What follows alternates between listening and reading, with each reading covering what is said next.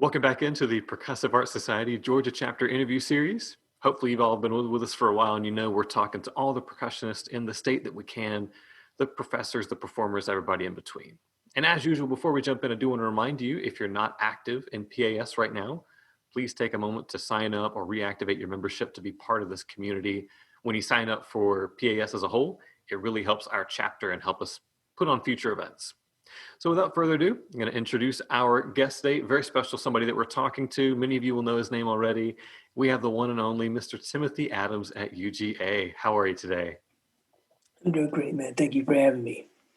You're very welcome. Thank you for taking time to talk to us today. Before we dive in, I am going to go ahead and mention there's an amazing interview that Mr. Adams did with the Aspen Music Festival with Jonathan Haas that came out this past July. I believe you can find it on YouTube if you just look up Timothy Adams Aspen Music Festival. You'll find that it's an awesome interview. You cover everything really in depth, which is why we're going to kind of jump around a little bit so you're not repeating the same story. But just so that people, if they don't have time to go watch that or they want to know you now, if you could tell us a little bit about getting started in music, any inspirational moments, and maybe through your school career into the first gigs. Yeah. I went to my first concert when I was 4 months old. I was born on August 22nd. My dad was a band director, so I went to his Christmas concert. And I was maybe a little under 4 months. And so, I've been going to concerts, his concerts probably from then until sixth grade. And then I started playing in his band. But I started playing snare drum when I was 7. And he started me first. And then when I was 8, I studied with a student teacher of his, Clarence Daniels, who was a percussionist. And then from the time I was 9 until I was 17, I studied with Bill Wilder, who still plays in the Atlanta Symphony. He's a percussionist, assistant timpanist. And, I basically owe my career to him, to Bill. So, he was such a wonderful human being and a great teacher and very loving, because in the 4th grade, schools just integrated. From the time I started Head Start to 3rd grade, there was segregation. So, when schools integrated, he showed me a lot of love. There's not an inhumane body, gene in his body. He was such a, even now, he's more like a big brother to me. I always tell him I love him when I get off the phone and talk to him. I've done that for years. So I really owe my career to Bill. Everybody else gets the credit. But, when I went to Cleveland, they just had to just refine it. He had taught me everything. I studied with Paul Yancic my junior year of high school. I studied timpani with him junior, senior year. Paul was a timpanist in the Atlanta Symphony when I was in youth orchestra. I played in the very first Atlanta Symphony Youth Orchestra. I was in the 8th grade. I was the youngest kid in the percussion section. Everyone else was at Georgia State. Michael Palmer was a conductor. And then Louis Lane became the conductor. He was assistant in Atlanta. He was assistant conductor and resident conductor of the Cleveland Orchestra under George Zell. So I had no idea the kind of history I was playing with, when I was like 15. And, when I was playing the youth orchestra in the 8th grade, it was like my 2nd or 3rd master class. And Jack Bell was the principal percussionist at the time. He was doing a master class on tambourine. In the middle of the tambourine class, I raised my hand and asked a very unrelated question. I said, Mr. Bell, do you play percussion in Atlanta Symphony for a living? He said, yes. And then, okay. Then about 10 minutes later, I raised my hand again. He says, yes, Tim. I said, now, so you don't have to conduct a band or be a band director or orchestra conductor or choir director. You just play percussion. He goes, yes, Tim. Okay, but 10 minutes ago, yeah, so I raised my hand again. I just want to make sure, Mr. Bell, that they pay you a salary to play percussion in the Atlanta Symphony. Yes, Tim. Okay. So I went home that night and made my announcement to my parents that I want to be in a major orchestra when I grew up. And I was 13. And that's all I've ever wanted to do. And it was a career decision.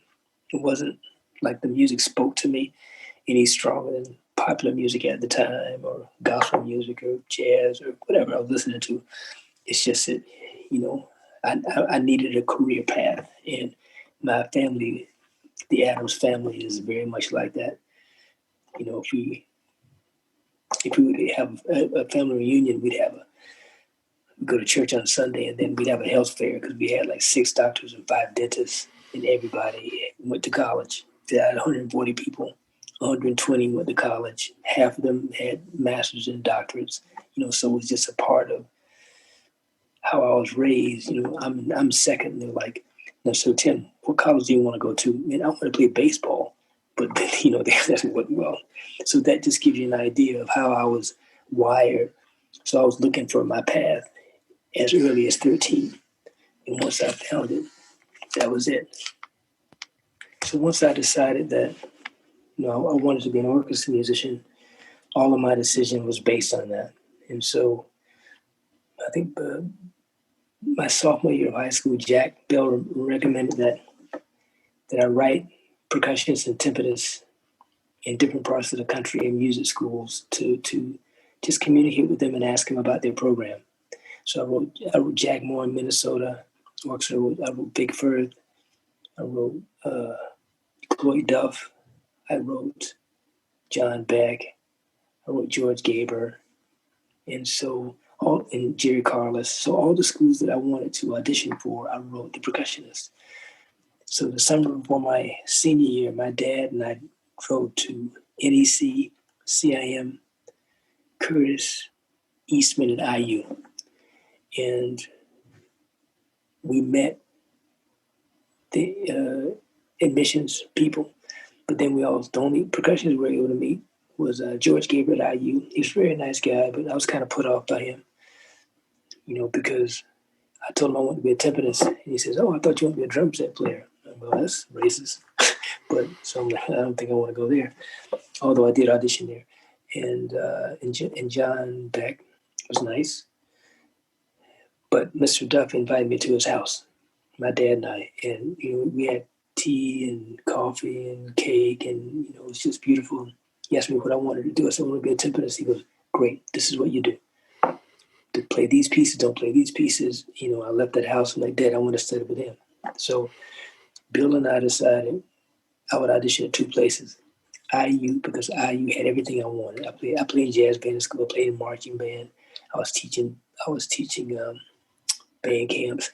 So it had marching band, jazz band, concert band, orchestra. Everything I needed was at IU. And so I took my audition. It was terrific. I got a full scholarship, everything paid for. I went to CIM. I got in, didn't get one bit of scholarship, and went there. And it was the best money that my parents could have ever invested in me, and I owe them everything for that. But it's funny. Then you could take out a loan for a child's education and have it paid off in 4 years, like a car loan. I don't think that exists now. And so when I graduated, my education was paid for. And so I went there, had a terrific time. I studied 2 years with Mr. Duff. Then he retired.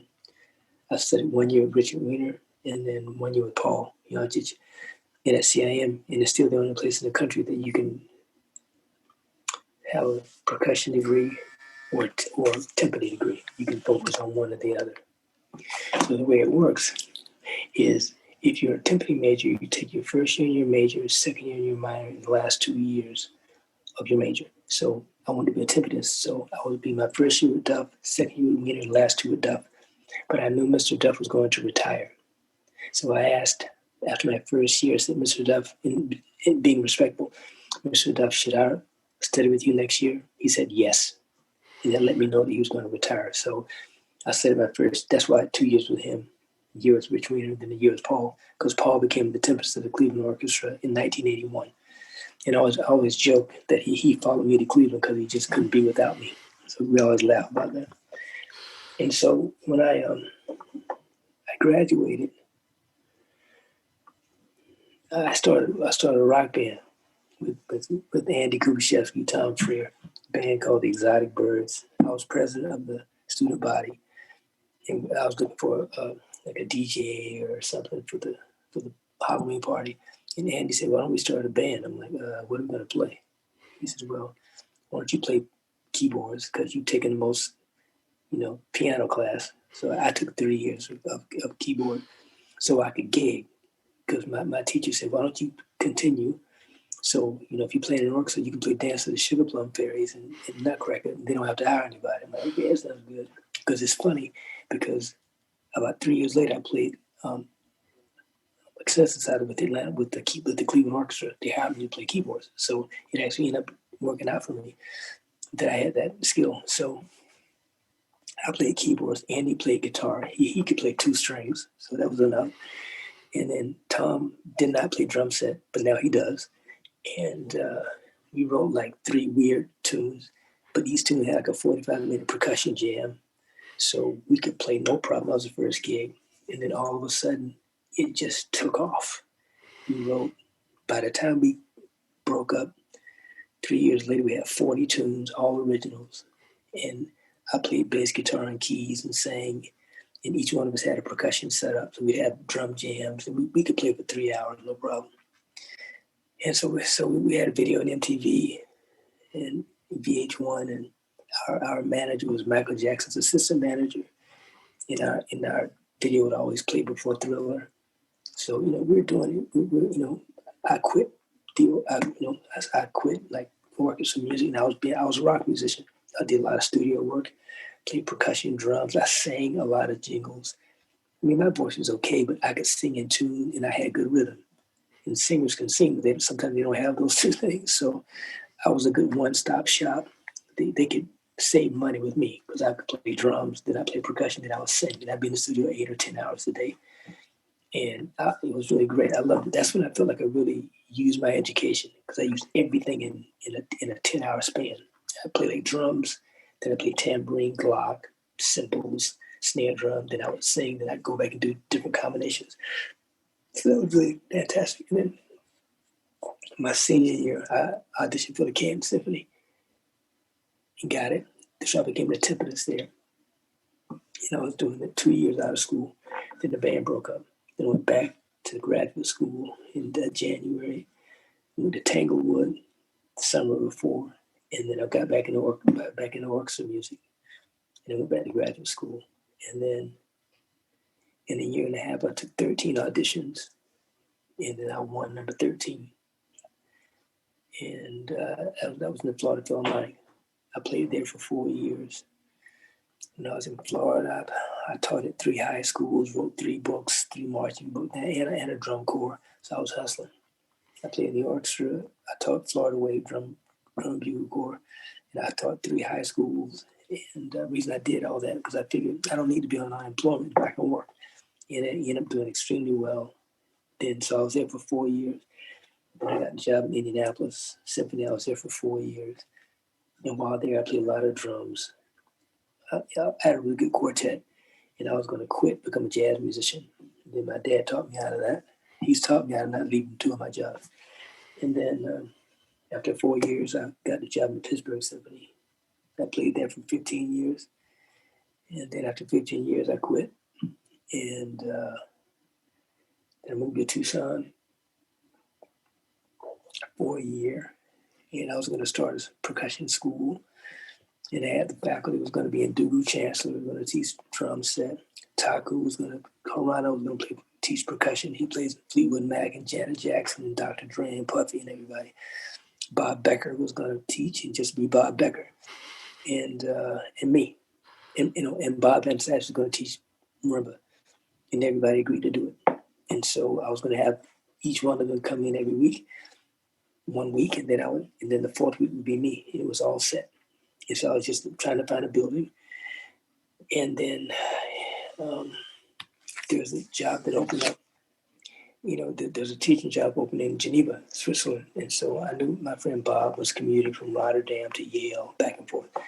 And so I talked to Bob about it. So I was going to apply for this job in Geneva, which I thought would be awesome. I live in Switzerland for 10 days and then come back in Arizona for 10 days, do that all year, and then have the summer off. I thought, man, that's a great life. I love Tucson. It's beautiful.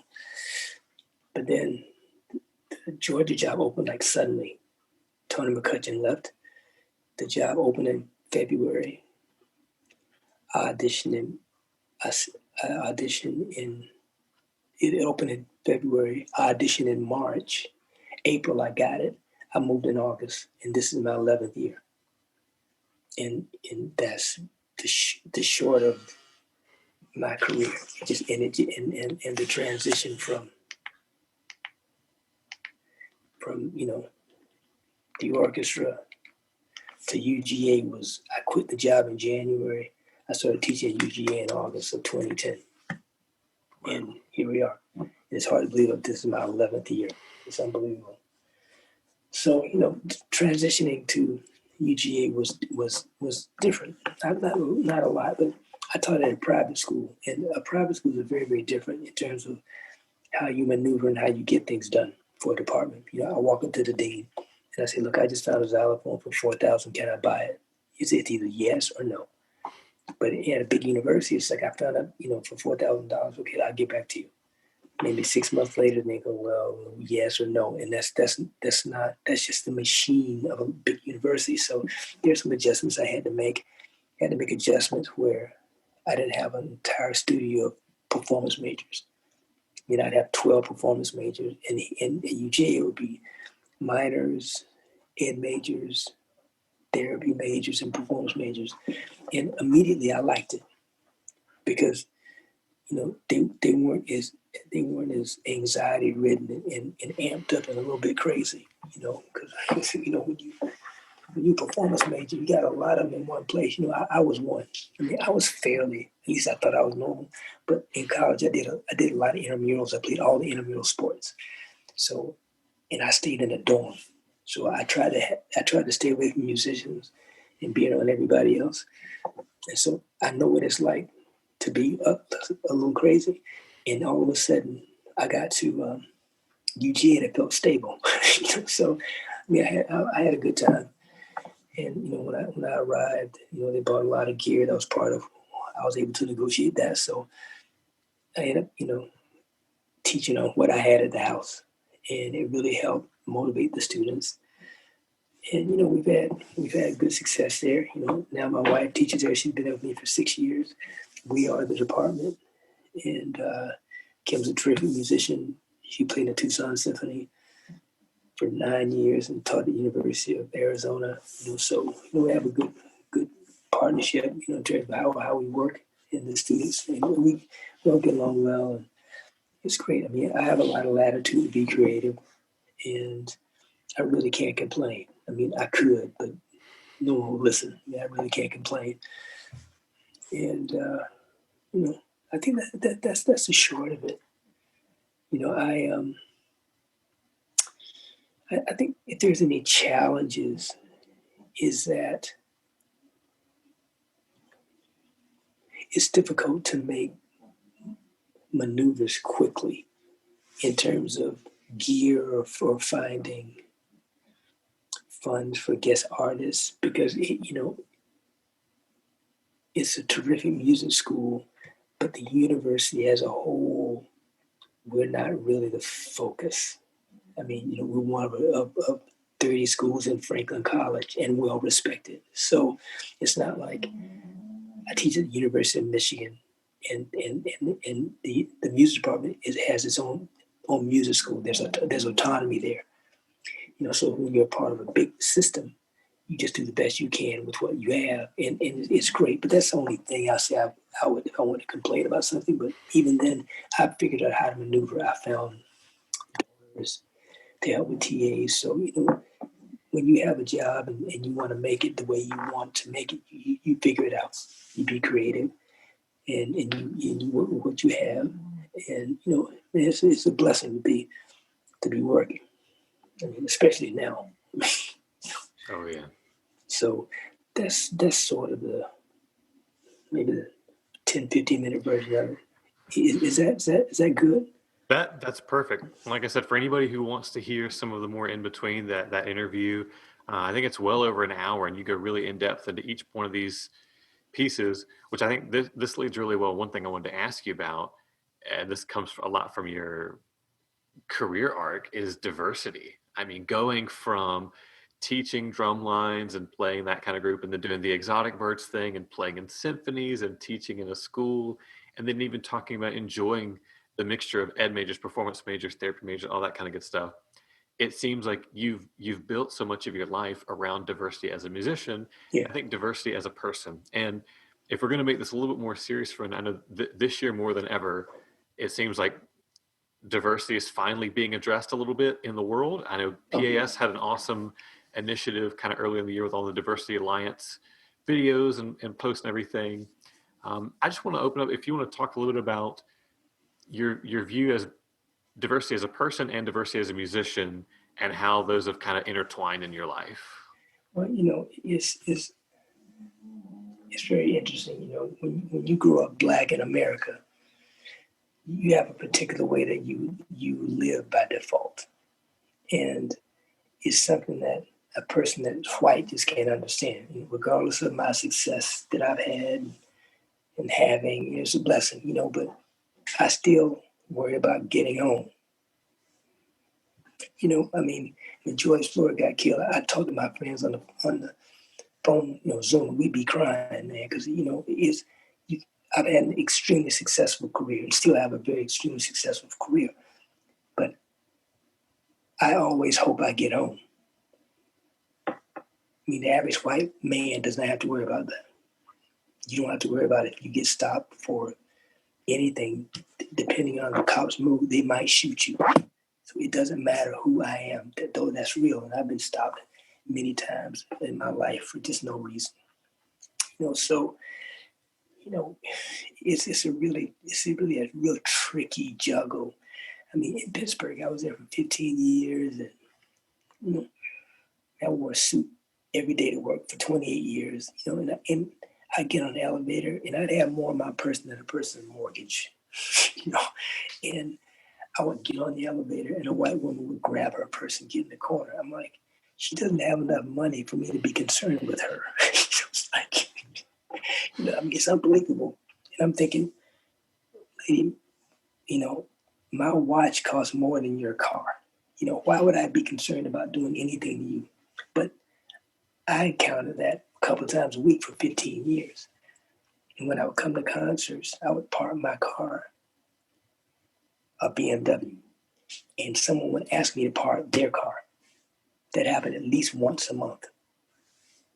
And you can't make that up. And my very good friend Andres Cargas, he's a concert master. He's our son's godfather. I said, man, I would tell you these stories. He says, come on, Tim. I said, man, check this out. So we were going to Starbucks. I said, you see that lady? Okay, I'm going to move positions. Watch her move her purse when we get about 15 feet out. And sure enough, she moved her purse. He said, no. I said, told you. And I mean, I'm wearing a Hickey Freeman suit. Why would I even look at it? You know what I mean? So it's a very strange kind of dichotomy and kind of existence that I live. And I think what has made people's awareness to race heightened is because we're in a pandemic. That's all it is. It's because you can't get away from the news. Usually you would see something like that, George Floyd, think, oh man, this is horrific. Go to work, that's 8 hours. You can forget about it. You can drive home for 20 minutes, forget about it. Have a meal. If you don't turn the news on, you can forget about it for another day. But if you're at home and you can't leave, it becomes incessant. And then, with smartphones, you see everything now. And that's why the world came to the streets. It wasn't the fact that he got killed, it's how he got killed. This cop had his knee on his neck with his hand in his pocket looking around. That is so messed up. Even a racist is like, dude, at least we've been holler or something, like have a flag. I mean, he just stood there with his hand in his pocket, his sunglasses on his head, looking straight ahead. I mean, that has such a visceral response to the world of it being wrong. And so for the first time, maybe I feel like there's a possibility that there's some humanity here. Diversity. And this country has not been right since 1619, so this is nothing new. I mean, police brutality is terrible, but the policing was invented to keep slaves in the field. So, it wasn't in its inception wasn't to protect and serve. That's one side of me looking at the world. And then my love of music had me playing a lot of things just because it's there. It's percussion, man. I love playing percussion. So it's very easy to play rock, play funk, to play jazz, playing drums. So that's what you do. You play all the styles. And then I got blessed to do it at the highest level. I mean, and a lot of that was because I had a great orchestra jobs. And that lines you up and gives you opportunity just because of the position that you have. It's really that simple. I mean, I played on 2 Spike Lee films because I was playing in the Pittsburgh Symphony. And I knew Lewis Nash. I taught a camp with him in '94. And he was my roommate. And he came to Pittsburgh to do Art Blakey Big Band. So I went to the club, I went to the concert venue. We had heard the concert, man, let's go eat. We went out to eat. So I said, Lewis, man, will you come and talk to my students tomorrow? He goes, yeah. Terrence Blanchard was playing trumpet. He goes, man, can I come? I'm like, yeah, man, come on. So we came. And then I've known Lewis forever. And then Terrence would come to town. And then I spent 4 or 5 days with Terrence. We became very close. And then one day he said, yeah, man, I'll let me use you on a film. I'm like, yeah, man, okay, thank you. And of course, people say that stuff, and you never think it's going to happen.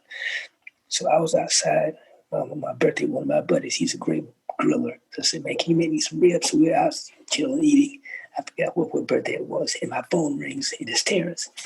Terrence like, hey, bro, man, can you come play on this film? I'm like, sure, because it was summer. I was off. I said, when this was a Sunday, he said, when you want me to come? Where do I need to be? I need you in Seattle Wednesday. I'm like, all right. So I just got my sticks and jump on the plane. And then I played my first movie. It was Caveman's Valentine. It was a Samuel Jackson film. It's a terrific film. And then about 6 years later, Terrence goes, hey, man, can you come play in this Spike film, Miracle at St. Anna? It's about the Buffalo Soldiers of World War II. I said, yeah, what do you want me to do? I said, man, just bring your stuff. Bring your, SHIT. And he said, I said, where do you want me to come? He said, come to the house in New Orleans. All right, so I got a van, and I brought half my studio. I brought a marimba. I brought 2 flight case hard cases full of sounds, woods, metals, everything. I just brought everything because I didn't know what I was doing. He didn't give me, he says, man, just bring your stuff. I brought cymbals, all kind of just. So he says, all right, man, listen, I'm going to play you the film. Okay. I said, what do you want me to play? He says, play whatever you hear. I'm like, okay, push it. And he started going, I want you to play that. Okay, play it again. I watched it. Okay, stop. I'll be back in 45 minutes. I went out to the truck, brought everything that I thought I heard. I said, record. And I hit it. He says, great. So what else? And if you watch Caveman's Valentine, the very first sound, Miracle at St. Anna, the very first sound on the film is me. And then this other kind of sultry kind of scene, this woman in lingerie kind of seducing this guy, and he's trying to read his paper, and then obviously he realizes his friend had been killed, whatever. And he says, I want you to play here. I said, when I play it again? All right, I'll be right back. Then I ran out to the truck and got an oudou drum and played oudou drum. He said, man, that's perfect, okay. And then he played a scene where the Germans were coming around this mountain, and he's like, I want you to play here. I said, what's going on in the orchestra? And he played it on the keyboards. I'm like, okay, play that. I'll be back. So I had a rope drum, a pipe drum with 2 snares, an 8-inch Philharmonic, and a 5-inch Philharmonic. And I said, run the tape. And so I remember what I played. I improvised this cadence that played over the bar line, and I played it through. Then I played it 5 times and layered all those snare drums. And it sounds huge. If you hear it, you watch the film, you go, oh, there it is. I mean, it sounds awesome just because. And I recorded it in his stairwell. So it's just super reverberant. And then there are other things. And I was really blessed, man, because he didn't give me the instruction. He goes, play what you hear. I want you to play here. Play whatever you want. And so that was very cool. So I did those 2 films. And that was because I played the Pittsburgh Symphony. I mean, it's that simple. So the fact that I had a specific career path allowed me to play other genres at a certain level because that's who I was playing with. It has nothing to do with me being good, or it was just my regular. Like I got a promotion here at UGA, and Yo-Yo Ma wrote me a letter of recommendation because I know him. I mean, I played with him for 15 years. He'd be in the back of my Porsche. He contorted it, and we'd be going out to eat all the time. You know, Winton just wrote me a letter for another promotion. Then the president of Aspen wrote me. Yeah, but the president of Aspen was my dean in SCMU, Carnegie Mellon. I mean, so once you reach a certain level of play, your exposure to certain people it goes with the territory. It's not even like you're name dropping. Those are the people that play with you just because you're waiting for the guest artist. So that also fueled my diversity, and the level of my diversity I was just in a big orchestra. In Indianapolis was a major orchestra as well. So I played with a lot of great artists there. And now these people are my friends because I've known them now man, I'm old. It's like 30 years or something. So diversity for me in my career all has to do with Bill Wilder. Bill taught me everything. Snare drum, mallets, timpani, drum set. And he taught me well. And he gave me a love for it because he had a love for it. He loved it and he still loves it. And so I just became like him. And then when I got to school, my teachers were the best, But it's funny, they didn't have sticks out, they didn't have books. All they did was play the job and go home to their family. That's it. And so I saw people that were committed to their family and committed to their career and their craft. So those are the people that trained me. So I was able to keep that concept throughout my career, and I've been able to get good jobs because the work ethic that they instilled in me, and it's just an honesty to be respectful to the to the art form. You know what I mean? So that's my take on diversity in music. And then when it comes to, it's not diverse. I mean, it's just race in America. I mean, people will talk to me a lot about diversity in orchestras and not enough black people in orchestras, but there are no black kids in music school. It's a supply issue. It's not about orchestras being racist. There's nobody to be racist against. It's just they're not in school. Black people are not in school. So how do you change that? It changes in high school, in junior high. So you want to make sure that your programs are diverse and you reach out and make sure everybody feels included. And having real diversity only enriches all of our worlds. I mean, it's such a simple concept. Everybody wins. Nobody loses anything. And that is a positive thing for teaching at a university, is that you get a chance to empower your students to not go the same direction that everyone else is doing. You tell our students all the time, if everybody's going right, go left. Always. Just always. If there's a new app, don't use it. I mean, because people that innovate are not doing what everyone else is doing. It's that simple. But everybody forgets that. If you want to innovate, don't do anything that what you see. But it takes a lot of courage and a lot of self-confidence to do that. And so in terms of diversity, it all becomes full circle. In order for you to call someone out that they're being ignorant by saying something that's inappropriate, that gives you strength, but it helps the world around you. So nothing's really disconnected. Arts And society is the same. I mean, people forget. I mean, Shostakovich wasn't writing his symphonies because he was happy. He was oppressed by Stalin. I mean, Beethoven was writing protest music. I mean, people forget Bach. He was prolific. He was trying to feed his 20 kids. Man, he had, I mean, he was hustling. So it wasn't, I mean, he became prolific because he had to put food on the table. When he was writing music, he wasn't famous. He was just trying to keep a job. And so if you look at art and music, you can see how it should be a reflection of what's going on today and how it can actually heal the world. What we do is very important. And so these catchphrases of diversity and inclusion, at some point it's like bullshit. I mean, it's just be human. Be human, and the catchphrases will go away because you will have some humanity and just act like a regular person, like toddlers do.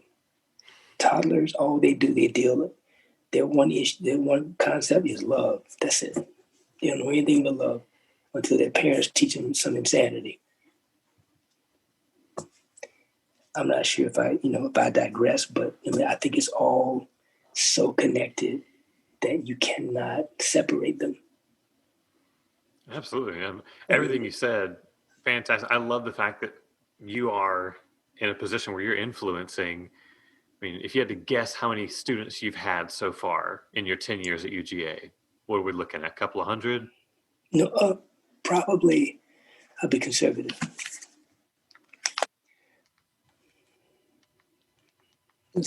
Probably 200.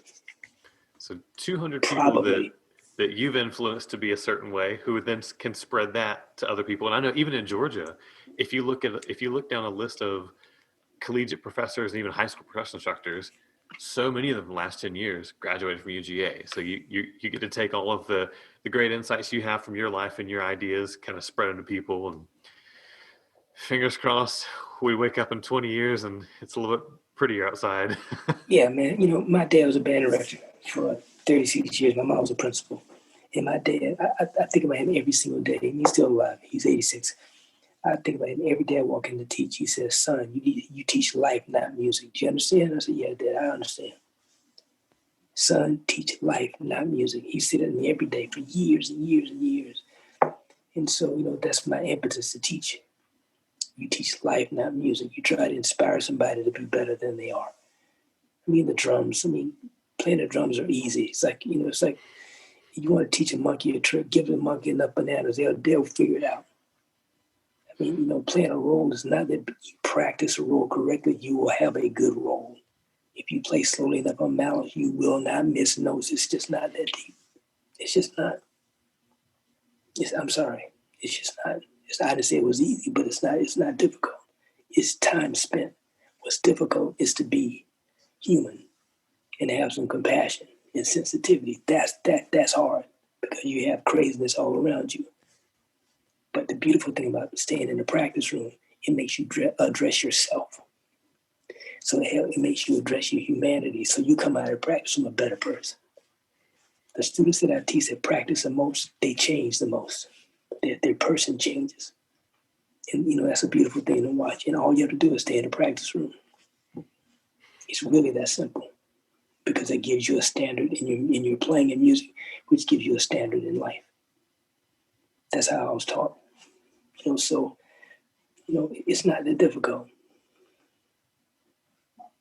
I dig it. Yeah. Now, I know maybe I don't know if this is the next evolution of that kind of thing or if this is completely separate. I do know that you compose a lot, you're commissioned and stuff, and I feel like that's a great opportunity to both express yourself, to take the left turn when everybody's going right. You said, and then maybe impact people more. Can you talk a little bit about getting into composition and then how you use that to that end? Yeah.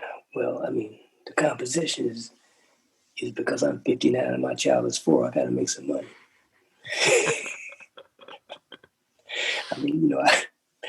I have to diversify. And plus, man, when you play, the way you use your brain in any given second in a big ensemble like that, you're navigating a lot. You're navigating the decisions you make rhythmically, harmonically, melodically. Every instrument doesn't respond the same. So you have to address your interaction with them from the back of the hall. And then, of course, the conductors making art, not doing anything, not conducting anything that has anything to do with the music. They got their eyes closed and waving or flopping around. And you've got to navigate that. So there's so many decisions that have to be made and so quickly. So your brain works at such a high efficiency and such a high level. So when I quit playing, it was very difficult sometimes for me to navigate life because life all of a sudden became very slow. I mean, really slow. I mean, it was like I went from being a cheetah to a turtle. I mean, they're both very cool. But if you've been a cheetah since you're like, 8, then all of a sudden, with no transition, it messes you up. So the interesting thing with composition is turn my brain back on really fast again because you're trying to make decisions about how things move and how things work. And then I started playing again, like, a lot more. I went playing Buffalo, then I played in Pittsburgh, and I got a chance to reignite my brain again. And then I'm starting to play and write other, small groups and duos and stuff. So I'm finding that my brain is turning on, so I'm getting a lot more creative the way I used to be. And so the fact that the orchestras, when I left, my dad always said, never leave when people want you to leave. Leave when they don't want you to leave. So I quit playing when I was 48 in the prime of my career. Nobody wanted me to leave. So and I can still play. I'm playing in Aspen. I'm still, I'm playing, thank God I can still play a little bit. But if I call someone and say, man, I want to write some music for you, they'll go, absolutely.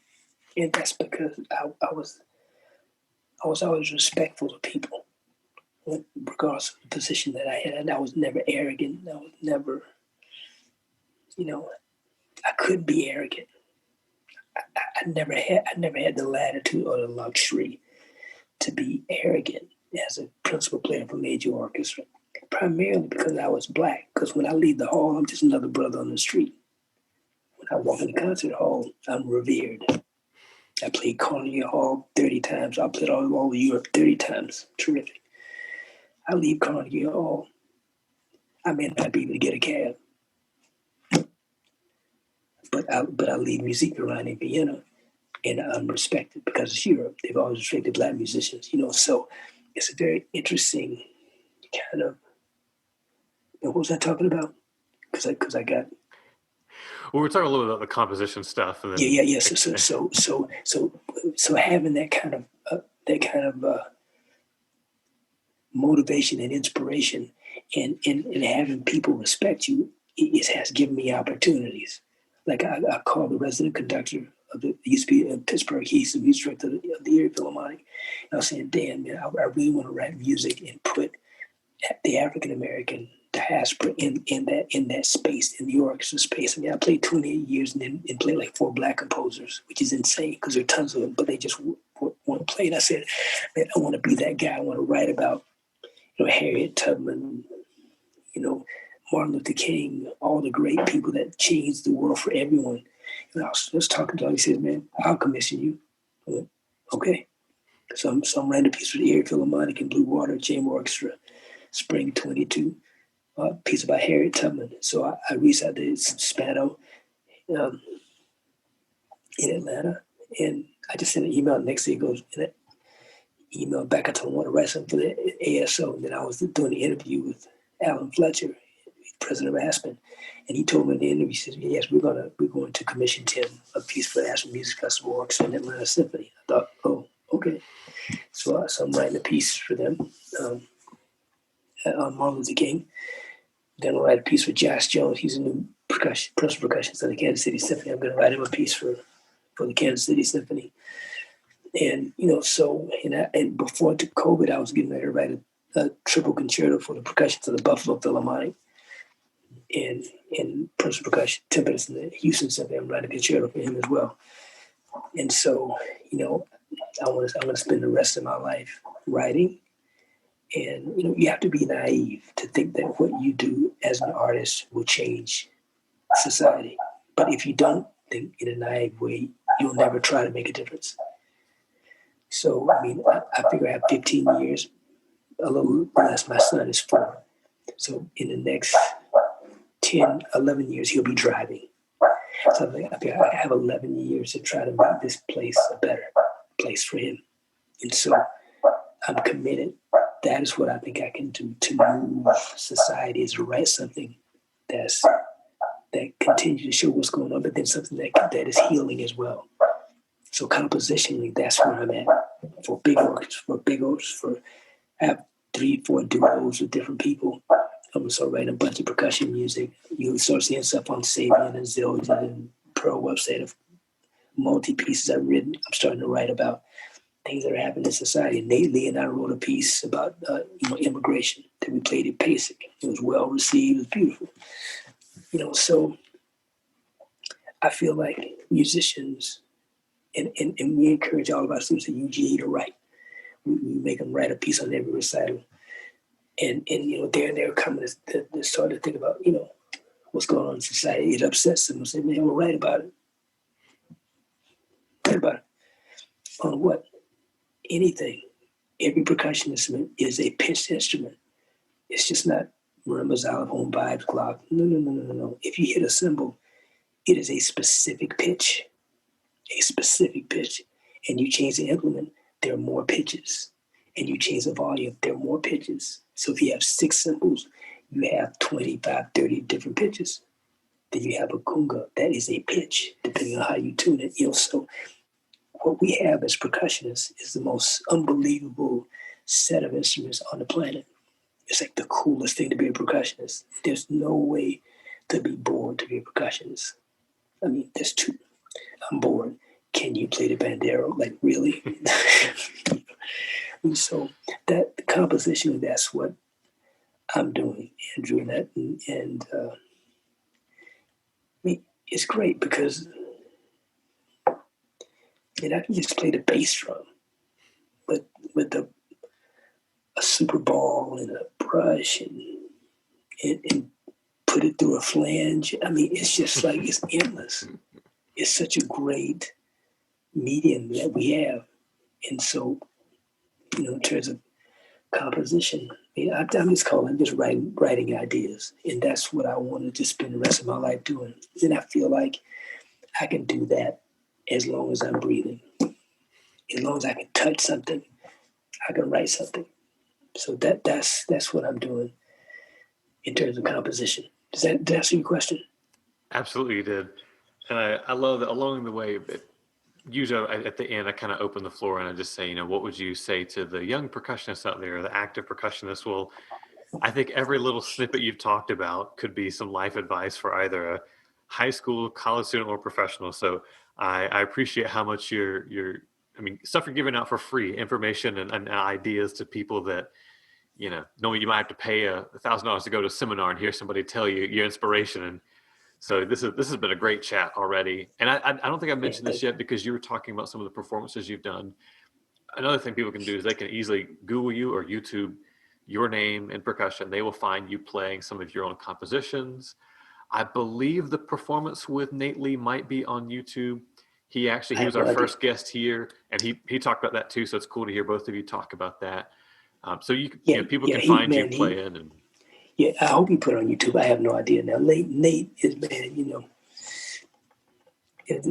that's a guy that not only is he a terrific player, he's an unbelievable human being. And when your person is like that, you can play. It's just, they both go together. Of course, you can be an asshole and be good, but your music doesn't have the same power, and you can't touch people the same way. And Nate has that. He always has from the day I met him. But there's stuff on YouTube. There will be more as soon as I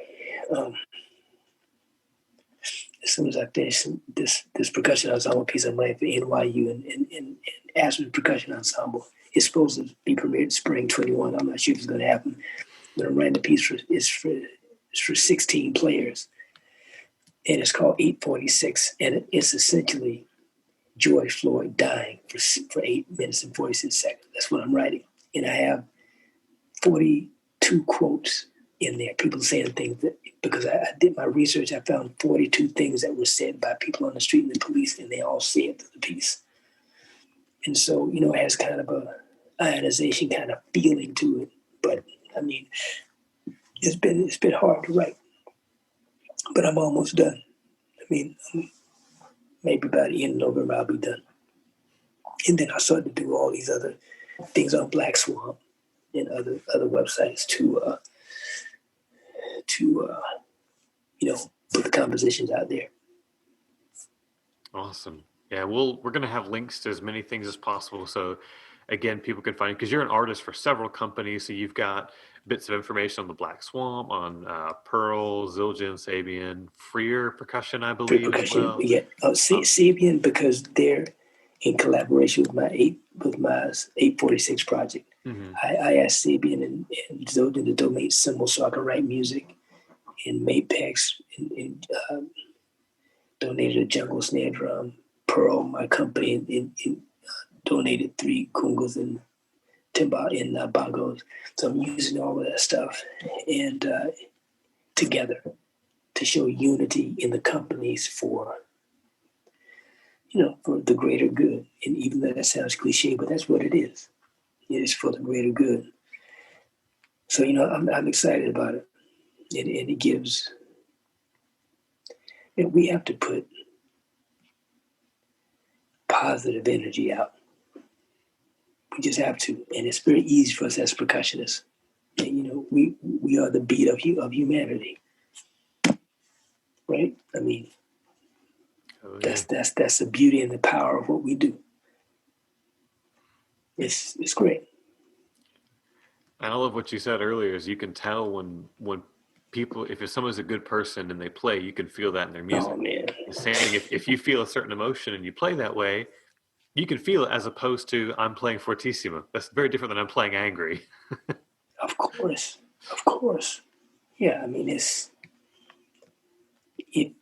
if you're crying because of somebody's performance, and they're dealing with a certain level of humanity that has touched yours, and it's consistent. I mean, when you meet them, you go, "Oh, that's why they can play." Okay, well, there we go. Every single time, it doesn't, without fail. The better they are, the more humility they have, because they understand that it's not about them. They understand it is a gift. It's an honor to be able to do it. And once you get to that space, then you have a shot at being able to say something of significance, I think. Wow. I'm sure I had another question in there, but I kind of think that might be a perfect spot if we want to wrap up. If there's anything else that you want to say, this is, I mean, you have the mic. This is hopefully the state of Georgia and maybe the rest of our percussion community listening. So anything else you want to share? Yeah, man. If tell somebody you love them. I mean, tell them. I mean, I tell my teachers all the time I love them. I tell my students I love them. That's not. Of course, it can be inappropriate, but you know what I mean. I mean, you. It's important that the people around you know that you care. And I think that's really important. The other thing, get off your phone. I mean, that has ruined our society. It has. I mean, social media, to me, it can and has been the demise of some of our humanity, because we spend all of our days curating our lives and not living it. I think if you spend more time addressing your art, you won't have time to curate anything, because you're addressing your art. And I think if we did that as musicians, we can lead the charge to some kind of substantive change. It's not even social change, just change, period. Just the dynamic of where we live. And that's the beauty of music and art. It can do that. And that's what I would pray people would do. If you can play, then play from a different space. Yeah, I think that's it. Perfect. Yeah, that's our quote that goes on the video. That whole last all of that. So Yeah, man. yeah, it speaks volumes, and people will see. I don't want to fluff your ego too much, but people will see when you play, you can tell that you mean it. Over your career of span of playing everything from symphony to rock band and everything, and it comes across. So I think it's very cool to put that out there. And anybody, if any of our younger students, maybe high school students, are watching, I think that's a perfect thing to keep in mind if you're looking for where do you want to go to music school. I know when I was growing up, it seemed like it was more about the name of the school, and I forgot to look at who's the teacher there because there's plenty of schools that I've never heard of, but you know, Casey Cangelosi teaches there, and you go, oh, I've heard of him. Don't worry about the school. So if they say, yeah, I really enjoyed Tim Adams. Where does he teach? Oh, UGA. Cool. I'll look at that. Well, I will say something for if high school students. Is this a podcast or is it video, audio? What is this? Both? It's going to be video. There's a chance in the future it might be audio, but right now it's video. Yeah. So, I mean, I always tell people pick the teacher, not the school, because the school's not going to get you a job. The teacher will. Nobody cares where you went to school if you can't play. It's sort of that simple, and you want to do your research. I mean, most people that come to the University of Georgia, they don't really come to study with me and Kim. They just come to be at University of Georgia. And, I think we're there, they're like, hey, well, this kind of worked out. They're asking pretty good. Now graduate students come specifically, because at that point, like, where can I go to get this thing done, whatever it is. So most of the graduate school students had come specifically to study with me and Kim, right? I mean, specifically, and now it's changing. Now some undergrads are as well. But I tell everyone, go to the school that has a teacher that you think you can connect with. I always recommend that you go take a lesson with teachers to see if it could work. You have to go and and be around them, have a lesson, talk to them, see if the dynamic works. It may not work. It doesn't matter how good someone. You have to make sure you connect. You're gonna be with them for 4 years, and after 4 years, you want to be able to get a job of whatever kind. So I think it's really important to go and take a lesson and spend some time talking to them. I think it's very important. I mean, I used to teach a Chloe Duck master class, and people, they come, oh man, Tim, where do you teach? I'm like, man, you may not want to study with me. I mean, I'm really great at master classes, really good. I can make somebody sound really great in like 20 minutes. Yeah, I don't know, it's not egotist. I'm just saying I can do it because I do this, and I can fix them. Yeah, but if you study with me, I'll do that same thing, but it'll take 8 months. I'm a slow teacher. I'm very quick, but when it comes to our work will be slow. And if you don't have the patience for that, you can't study with me. But that slow process gives you great facility. So then you come out playing an exceptional player because it's fundamentals. It's a lot of fundamentals all the time. Because fundamentals is your vocabulary. That's simple.